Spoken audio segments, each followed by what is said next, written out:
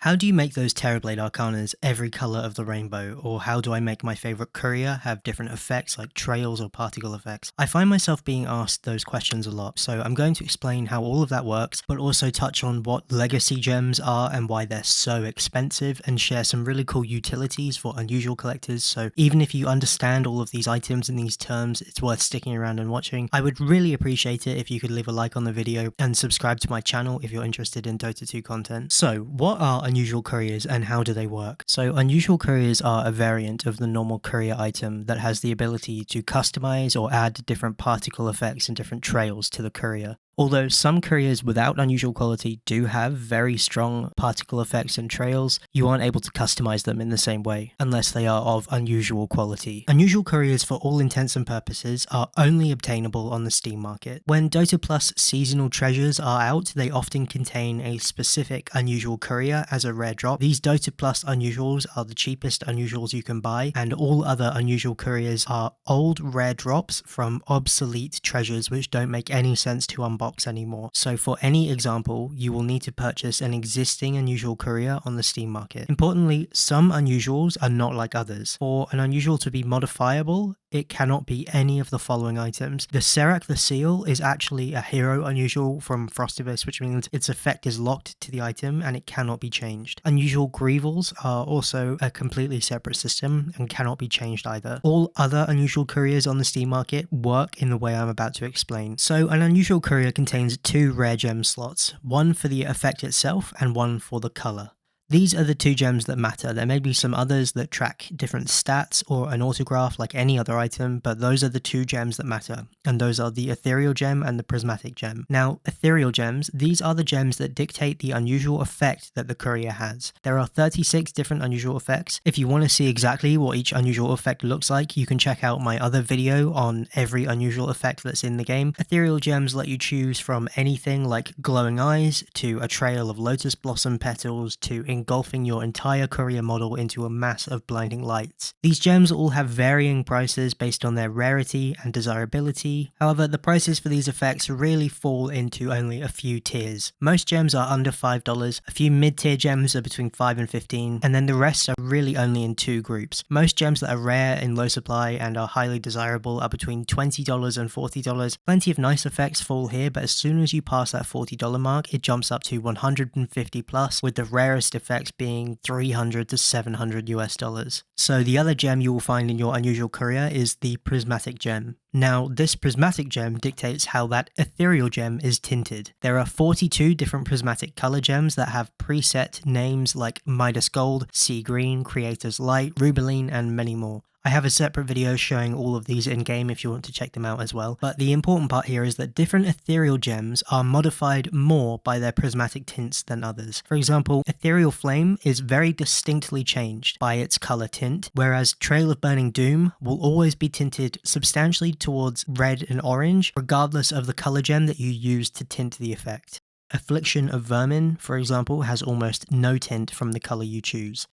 So this is a great resource that I've linked in the description. These are all prismatic gems visualized with their current prices. If you want to see where each color lies in relation to another and check its lowest available price on different markets, this is a great place to check that, and it's linked in the description. So where exactly does crafting come in? To understand this, you really need to know the different options you have for manipulating these items. Say you have an unusual courier. You have three choices. You can replace the Ethereal gem with another from your inventory. This will crush the gem that is already in the courier. You can do the same with the Prismatic gem, or lastly, you can peacefully euthanize your courier with a massive hammer, which gives you the gems it was holding in your inventory to use later. So, when buying an unusual courier to craft with, you have to figure out what you are buying. The courier model itself to craft effects onto later, or are you buying the gems that are coming with that courier to then use later in a different, more desirable model? So, for example's sake, you've purchased a cheap unusual courier on the Steam market. This likely came with undesirable gems that you don't like, probably something like Luminous Gaze Ethereal effect with Dredge Earth Prismatic. If you want to change these gems, you're going to need to source your desired new gems. You can purchase these gems individually if you'd like, but that's quite expensive. The other option to obtain these gems, other than directly buying them, is to find another unusual courier with your desired effect or color and extract those rare gems from the item. The option you decide to take, the order you decide to do them, should depend on the value of either the gem or the courier item itself. whichever makes the most sense cost-wise is what you should do. Once you've sourced your replacement gems, inspect the courier that you want to edit. Remember, this has to be an unusual courier from the Steam market. It can't just be any regular courier. And it is probably important for me to make the distinction. These unusual versions of these couriers are going to be significantly more expensive because you're able to add these effects to them. If you own the basic version of one of these couriers, for example, the unusual version is going to be often between 20 to 100 times more expensive and valuable. Now, once you have a replacement gem for either the color or the effect, you can inspect the unusual courier that you want to craft with. If you have a replacement gem in your inventory, you will see a button allowing you to replace the current gem in the courier with the new ones that you own. This destroys the old gem that you are replacing that existed in the courier, permanently crushing it, which is why buying an unusual courier already with the effect and color you'd like is the best option. And if you can't find one, buying an unusual courier with at least one of the gems that you're looking for is the best way to start crafting. The same rules apply for techies and Terrorblade Arcanas. You can either destroy the Arcana and take the color gem, or replace the current gem with a new one which destroys the original color. The Terrorblade Arcana by default comes with Reflections, Shade, Prismatic Gem socketed, and the Techie's Arcana contains Explosive Burst. Finally, the Witch Doctor Padapon Ribitar ward, which by default has no color gem, but it does have an empty color slot ready to accept one at any time.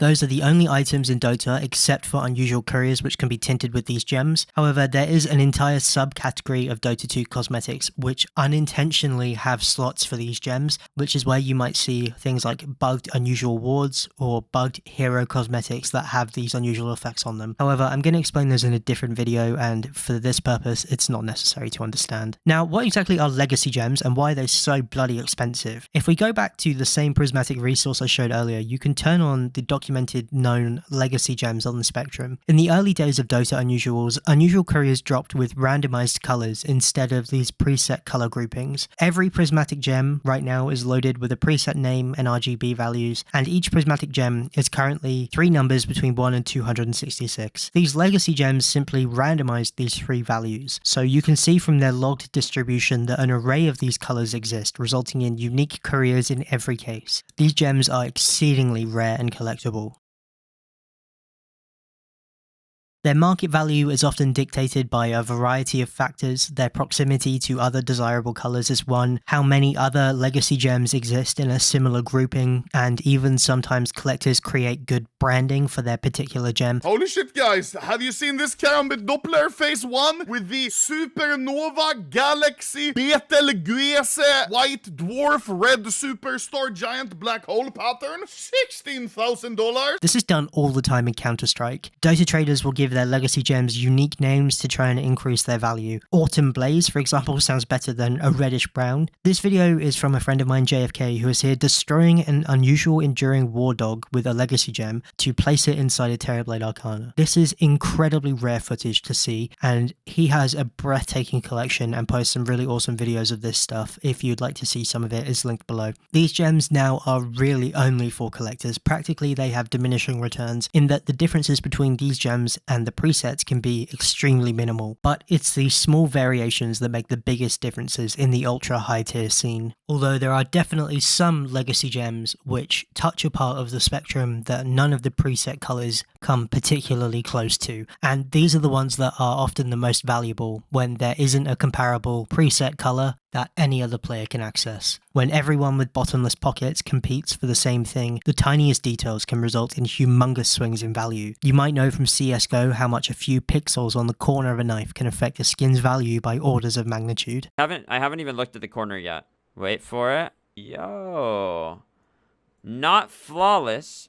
There is a little Horton Here's a Who speck on it. It's the same principle in Dota 2 with legacy gems. Hopefully this better helps you understand the weird and unexplained system that still exists in Dota. People criticize Dota for being impossible to enter as a new player, and I think the same can be said for its cosmetic scene. There's an equally bizarre level of complexity, and I've taken a stance that it's helpful to explain these things which can seem like something people should already know, Although it feels like what I'm doing is mostly irrelevant, if a single Dota 2 collector watches this video and takes a new interest in legacy gems or old vintage items, then that would increase the size of the market by 1, and that's enough. But expanding the high tier Dota scene is something I would absolutely love to be a part of, and since posting these videos, I've been finding myself helping out viewers source high tier items that they're looking for. So if there's anything you're struggling to track down for a good price, like an unusual Baby Roshan, some bugged unusual items, or a particularly rare unusual courier, you're welcome to add me on Steam and I'll do my best to link you up with the right person selling the item. I've also recently launched the Dota 2 Items and Info Discord group, a group where people are sharing their unique cosmetics, talking about Dota, or posting their trades to find and sell items. Please feel free to join, the link is in the description. Thank you so very much for watching, and thank you to my YouTube members for their support of this channel. You can join the YouTube members by clicking the join button below this video.